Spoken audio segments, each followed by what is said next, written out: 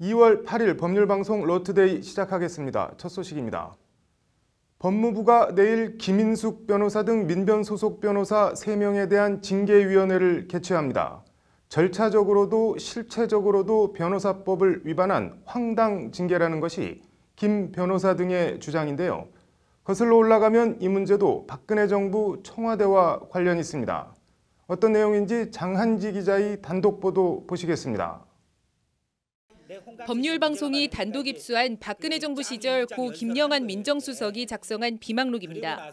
2014년 9월 6일 작성된 메모에는 이런 내용이 나옵니다.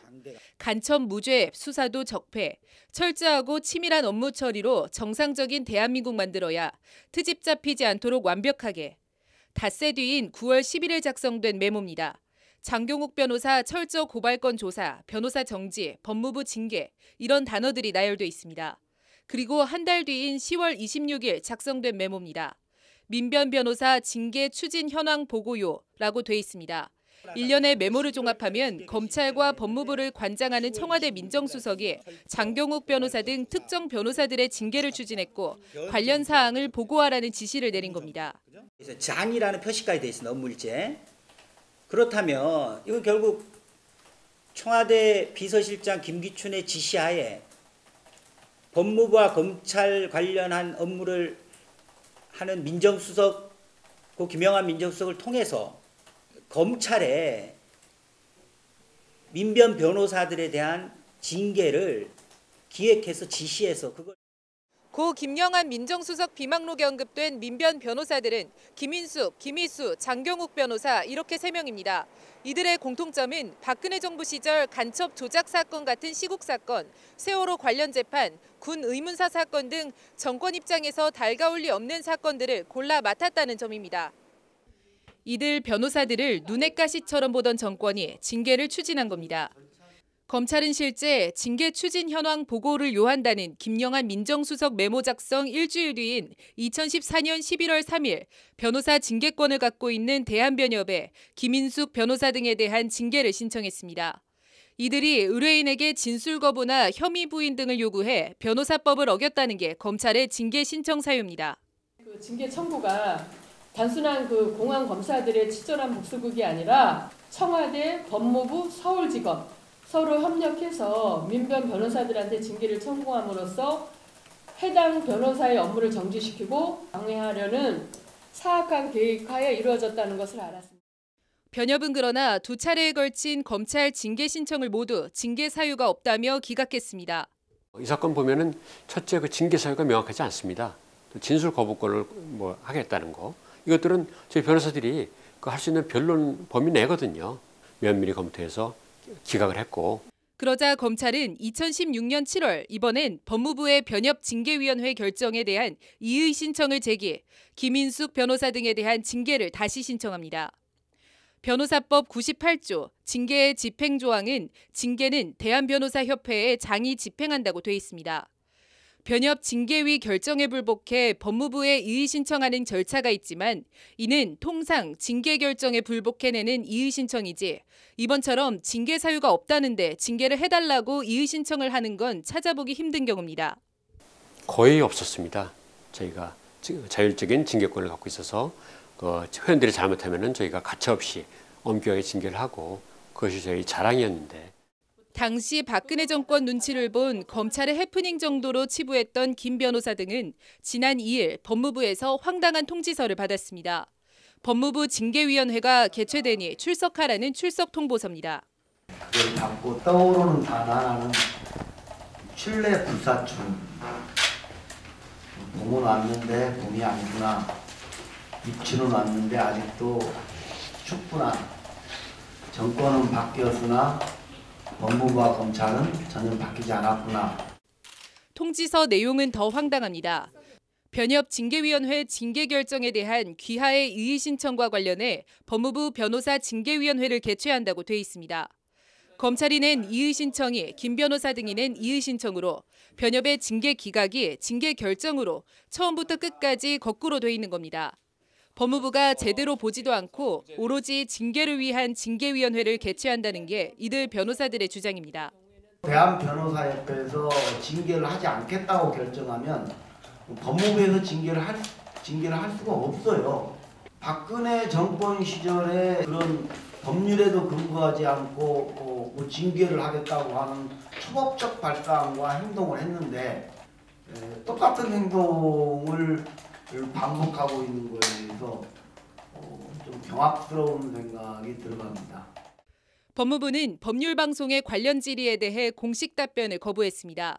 대신 한쪽짜리 회신문을 보내 현재 법무부 변호사 징계위원회에 관련 징계 절차가 계속 중이므로 구체적인 답변을 드리기가 적절하지 않음을 양해해달라는 입장을 밝혔습니다.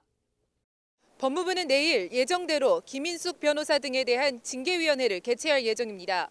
김 변호사 등은 절차적으로도 내용적으로도 법적 근거가 없는 명백한 부당 징계라며 징계위에 출석하지 않기로 했습니다. 법률방송 장한지입니다. 법무검찰개혁위원회가 개별 사건에 대한 검사 지휘 폐지를 골자로 하는 검경 수사권 조정 권고안을 오늘 내놓았습니다. 수사 종결권과 기소권, 영장 청구권은 종전처럼 검찰에만 남겨두었습니다. 경찰은 결국 아무것도 달라진 게 없다며 반발하는 모습입니다. 이철규 기자입니다. 오늘 법무검찰개혁위원회의 검경 수사권 조정 권고안 골자는 경찰이 검사의 지휘를 받도록 한 형사소송법 규정을 삭제하라는 겁니다. 현행 형사법은 사법경찰관은 모든 수사에 대하여 검사의 지휘를 받는다고 명시하고 있는데 여기서 검사의 지휘를 받는다를 빼라는 겁니다. 이렇게 되면 경찰은 개별 사건에 대해 검사의 지휘를 받지 않고 수사를 시작하고 진행할 수 있습니다. 법무검찰개혁위는 이와 관련 경찰이 수사 중인 개별 사건에 대한 검사의 사건 송치 전 수사 지휘를 원칙적으로 폐지하도록 권고했습니다. 경찰로선 사실상 수사 개시권을 가져오게 되는 겁니다. 하지만 경찰이 요구했던 기소권과 수사 종결권, 영장 청구권은 기존대로 검찰이 유지하도록 했습니다. 국정원에서 대공수사권을 넘겨받는 등 비대해지는 경찰 견제 차원에서 수사 종결권 등은 검찰이 계속 가지고 있어야 한다는 게 법무검찰개혁위원회 설명입니다. 관련해서 경찰 송치 사건에 대한 보완 수사나 변사 사건에 대한 수사, 경찰 영장 신청 시 보완 수사 등에 대해서도 검찰이 경찰에 구체적인 수사를 요구할 수 있는 권한도 그대로 남겨뒀습니다. 대신 검사의 영장 기각 등의 부당한 사유가 있는 경우 경찰이 이의를 제기할 수 있도록 하고 각급 검찰청에 설치되는 영장심의위원회에서 이를 심의토록 했습니다. 효율적 수사체계의 구성과 인권 옹호, 기관 간 견제와 균형을 강조했다는 것이 법무검찰개혁위원회의 설명입니다. 그러나 경찰 관계자는 지난달 청와대가 발표한 권력기관 개혁안보다 오히려 후퇴한 내용이라며 영장 청구권을 검찰이 독점한다면 수사권 조정에 알맹이가 빠진 것이라고 비판했습니다. 정부는 향후 법무부 장관과 행정안전부 장관, 검찰총장과 경찰총장, 검경수뇌부 사자회담을 열어 본격적인 검경 수사권 조정안 마련에 들어갑니다. 하지만 검찰과 경찰의 입장차가 너무 커 논의 과정에 상당한 진통이 예상됩니다. 법률방송 이철규입니다. 경찰이 그동안 알려지지 않았던 4천억 원대 삼성그룹 차명 계좌를 새로 발견했습니다. 경찰은 이건희 회장을 조세포탈 혐의로 피의자 입건하고 오늘 사건을 기소 의견으로 검찰에 송치했습니다. 이재용 부회장이 풀려난 지 며칠 되지도 않아 이건희 회장의 범죄 혐의가 터져나오면서 삼성은 크게 당혹스런 분위기입니다. 석대성 기자입니다. 발단은 삼성 총수 일가 자택공사와 관련한 횡령 혐의 수사였습니다. 경찰은 이 과정에 자금 흐름을 쫓다가 삼성그룹이 임원들 명의로 다수의 차명 계좌를 만들어 관리해온 사실을 포착했습니다. 명의가 사용된 임원은 72명, 차명 계좌 수는 260개, 액수는 2011년 기준 4천억 원대에 달한다는 것이 경찰의 설명입니다. 이들 차명 계좌는 2008년 삼성 특검 당시 발견되지 않은 새로운 차명 계좌들입니다. 경찰청 특수수사과는 관련해서 이건희 회장과 계좌를 관리한 사장급 임원 A씨를 특가법상 조세포탈 혐의로 입건하고 기소 의견으로 오늘 검찰에 송치한다고 밝혔습니다. 이건희 회장은 2007년에서 2010년 사이 양도소득세 등 82억 원 상당의 세금을 탈루한 혐의입니다. 회사 돈을 차명 계좌에 빼돌린 횡령, 배임 혐의에 대해선 공소시효가 지나 법원에서 압수수색 영장이 기각돼 수사가 더 나아가지 못했다고 경찰은 설명했습니다. 병상의 그룹 총수가 피의자로 입건된 데 대해 삼성 측은 크게 곤혹스러운 분위기입니다. 삼성 관계자는 해당 차명 계좌는 지난 2014년 일단 이건희 회장 실명으로 전환한 것으로 안다면서도 다른 질문들엔 극도로 말을 아꼈습니다. 그건 뭐 진짜 지금 드릴 말씀은 없는데 그건 뭐 어차피 저쪽에서 수사를 하는 거니까. 경찰에서 사건을 넘겨받은 검찰이 병석에 누워있는 이건희 회장에 대한 기소 여부와 신병을 어떻게 처리할지 검찰 행보에 관심이 쏠리고 있습니다. 법률방송 석대성입니다. 박근혜 정부 국정원장들에 이어 이명박 정부 국정원장들도 뒤끝이 좋지 못한 것 같습니다. MB정부 초대 김성호 국정원장이 국정원 특활비 청와대 상납 관련 오늘 검찰의 피의자 신분으로 다시 불려나왔습니다. 김 전 원장은 다른 국정원장들처럼 혐의를 모두 부인했습니다. 신세아 기자의 보도입니다. 김성호 전 국정원장은 MB정부 청와대 억대의 특수활동비를 상납한 혐의를 받고 있습니다. 김 전 원장은 그러나 자금 전달에 관여한 적이 없다며 혐의를 부인했습니다. 국정원 자금 사용에 관여한 일이 없습니다. 아마 오늘 검찰에서 진실이 잘 밝혀지기를. 김 전 원장은 앞서 지난달에도 2008년 5월 국정원 예산 담당관을 통해 김백준 당시 청와대 총무기획관에게 특활비 2억 원을 전달한 혐의로 검찰 조사를 받았습니다. 오늘 불려나온 건 김백준 기획관에 건넨 2억 원과 별건으로 2008년 4월 18대 총선을 앞두고 청와대의 불법 여론조사 비용으로 억대의 국정원 자금을 전달한 혐의입니다. 검찰은 당시 불법 여론조사를 지휘한 혐의로 박재완 전 청와대 정무수석과 장다사로 전 총무기획관의 집과 사무실 등을 압수수색하고 어제까지 이틀에 걸쳐 피의자 신분으로 소환해 강도 높게 조사했습니다.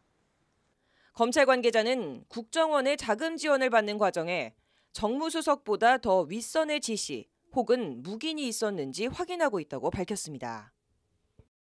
전달하지 않았다가 아니라 전달하는데 관여하지 않았다는 게 김성호 전 원장의 해명입니다. 옛 대검중수 234과장과 서울지검 특수 23부장 등을 지낸 특수통 검사 출신 김 전 원장을 상대로 검찰이 혐의를 입증할 수 있을지 주목됩니다. 법률방송 신세아입니다.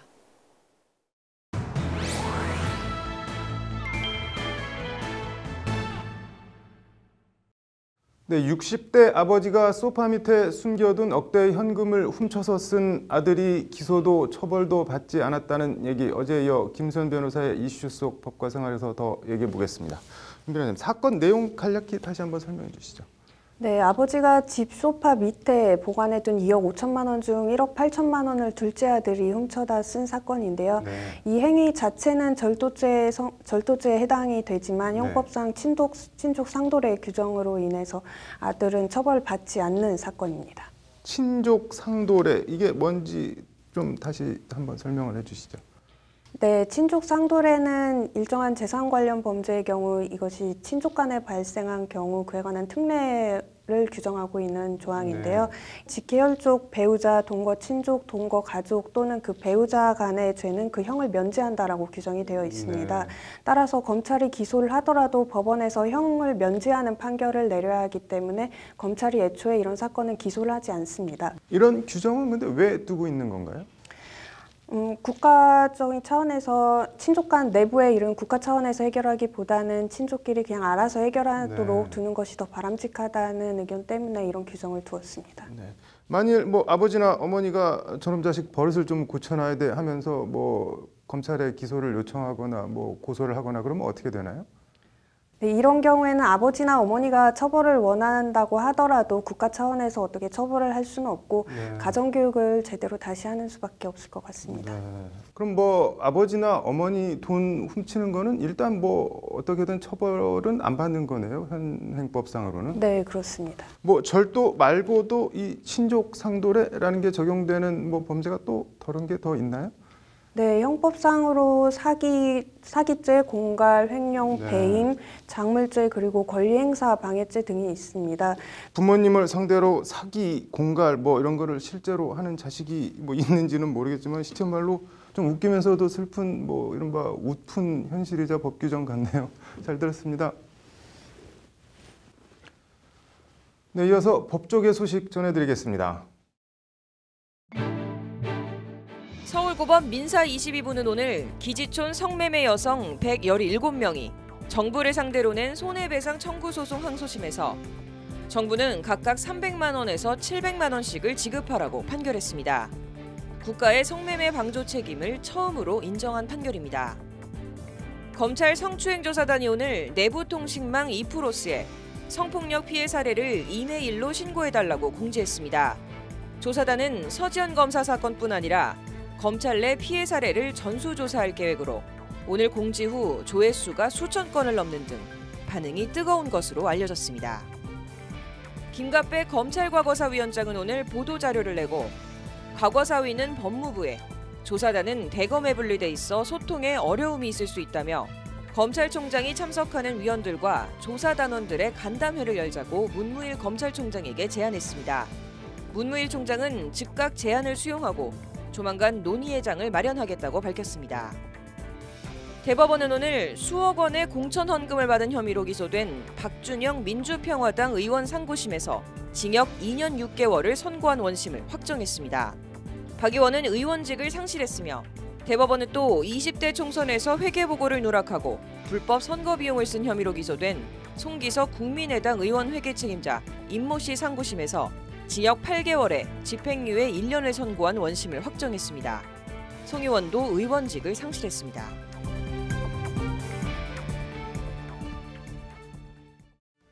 (2월 8일) 법률방송 러투데이 마치겠습니다. 시청해 주셔서 고맙습니다.